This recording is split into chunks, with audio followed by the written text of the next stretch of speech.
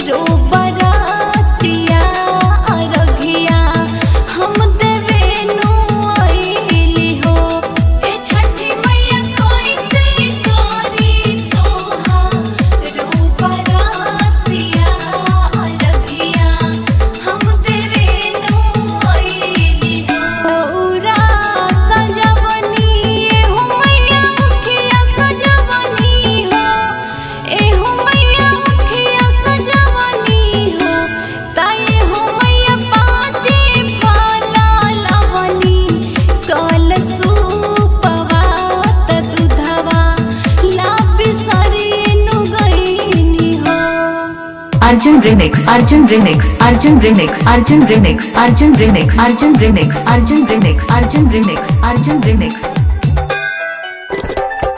नाम क्या है अर्जुन बाबू, नाम क्या है अर्जुन बाबू, नाम क्या है अर्जुन बाबू, नाम क्या है अर्जुन बाबू, नाम क्या है अर्जुन बाबू, नाम क्या है अर्जुन बाबू, नाम क्या है अर्जुन बाबू, नाम क्या है अर्जुन बाबू।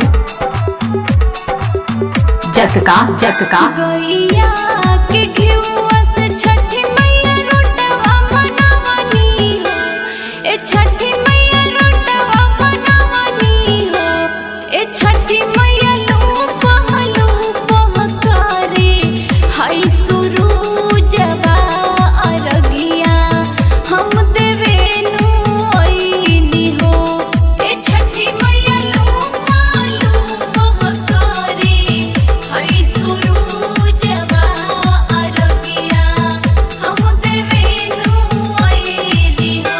पियरी मंगावनी छठी मैया के रवा मंगावनी हो, ए छठी मैया के रवा मंगावनी हो, ए छठी मैया जोड़ा नारी अरवा आम पातवा त दूधवा लाबी सरियनु गईली हो।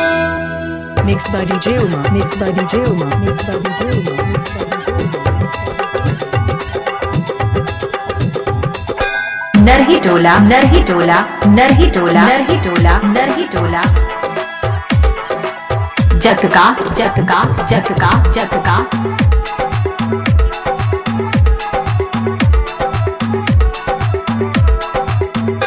बभना के पुतवा छठी मैया रखला भुलवली हो, अर्जुन, ए अर्जुन। छठी मैया रखला भुलवनी हो, ए छठी मैया चाहत बिटिया करे ली गुहारवा अरगिया हम देवेनु आईली हो, ए छठी मैया चाहत बिटिया करे ली गुहारवा अरगिया हम देवेनु आईली हो।